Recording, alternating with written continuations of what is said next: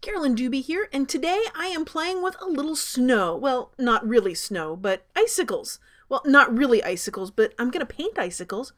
I started by using a white Stabilo pencil on this canvas that I had done at some point, sort of this random stuff, decided to use it. And I started by drawing the icicles in to get me started. And once I got going with it, I just started freehanding the icicles when I was happy with how it looked. Now, the reason I'm doing icicles is because we were supposed to have this huge snowstorm, and I am so disappointed that it is not snowing. We are getting rain. Now, everybody else in my family thinks I'm nuts, but I love the snow days. Guess it goes back to when I was an elementary school teacher, and a snow day was like a free art day. So my favorite way to create is when the snow is coming down. We may not be getting lots of snow outside, and we may not be getting icicles because it's all melting away in the rain, but I'm at least going to have it in my art. Using a heavy-bodied Liquitex white paint here, I imagine any white paint will work. Heavy-bodied just means it's thicker and more opaque, and I have to do fewer coats to get a solid white look to it. One of the things that I'm looking at this, though, is it's missing something that one of the things that I love about snow and icicles is the glisten, the shimmer. There's always that sparkle for me with the snow. Obviously not the black snow left on the side of the road, not the dirty snow. This is the clean, pretty snow. So I think I'm going to make it sparkle.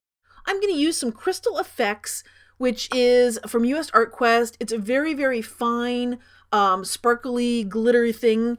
And what this is going to do is just give me this subtle shimmer without being real in your face about it. The wet paint is going to act as the binder for it. Now you can see some of the loose Crystal Effects there. What I would do is normally wait until everything was dry, and then I would shake off any excess sparkle, but I'm not that patient, so I'm just going to work around it. I am grabbing a bunch of my Liquitex paint pens. Anything will work that you want to make marks with. I just grabbed what I had, and I'm making very random, playful marks because you know what? This is just an absolute fun play day for me. I'm not going to overthink this. The minute I start thinking is when it's just not as much fun for me, so I'm just sticking stuff on here. After I put a bunch of the paint pen stuff on there, I'm going to go in and start grabbing some inks. And these acrylic inks are pearlescent, so I'm going to get, if I'd had a master plan to making this, what I would have done first is do all this kind of stuff and then put the icicles on top of it, but I didn't have a master plan. I just kind of went with what I felt like doing and just kind of saw where it took me. For that reason, I am very excited. You saw me do those sort of squirts and drops of ink. I did not get a bunch of blobs of ink when I did that on my icicles, and I'll be honest, I kind of thought I was going to. So for once, I did not spill somewhere. And even if I had spilled, all I would have had to have done is just put some white paint over any spills up on the icicles, and it would have been easy to cover up, but I don't even have to do that. Well, once I got all the squigglies and the marks on here, I decided I wanted a word that kind of summed up the day. And for me, this is all about play, so I went and I grabbed my Use Your Word stencil. I'm using a Sharpie poster paint marker. It's a water-based, the fine tip, to trace around because I'm going to do this in white, so I wanted a white pen so I wouldn't add extra color. And this for me is more than just play, it's about soul play. So I'm wiping off any marker that might smudge or smear there with my hands. And I'm going to kind of position where I want the word soul to go. And honestly, I'm having a hard time seeing it. So what I'm going to do is I'm going to go and fill in the word play. I used a brush that was thinner than the width of my letter to make it easy to fill that in. And I'm just going to fill it in with more of that heavy-bodied white paint. Once I've got the word on there, then I can come in with my second word, which is going to be soul. And that way I can see a little bit better of how I want to position it to get the look that I want. Just couldn't see it at that moment. And so rather than fight it, I say, okay, I'll do this first and then put the other word on it.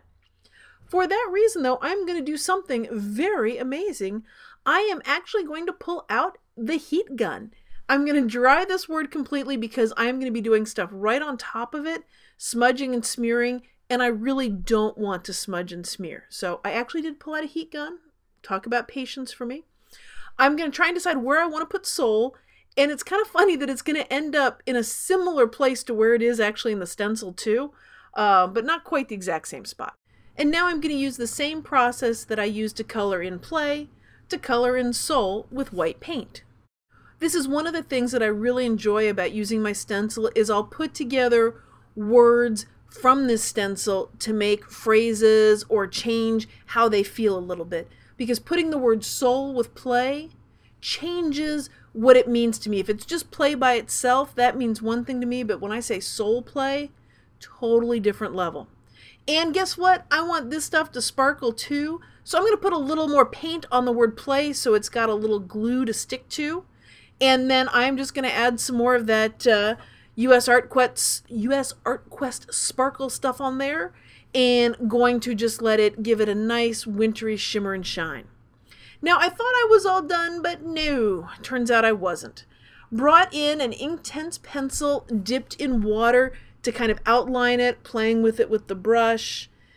If I'd planned this out beautifully, I probably would have done all this before I added the sparkle, but you know what? It works this way too. Well, thanks for joining me for playtime.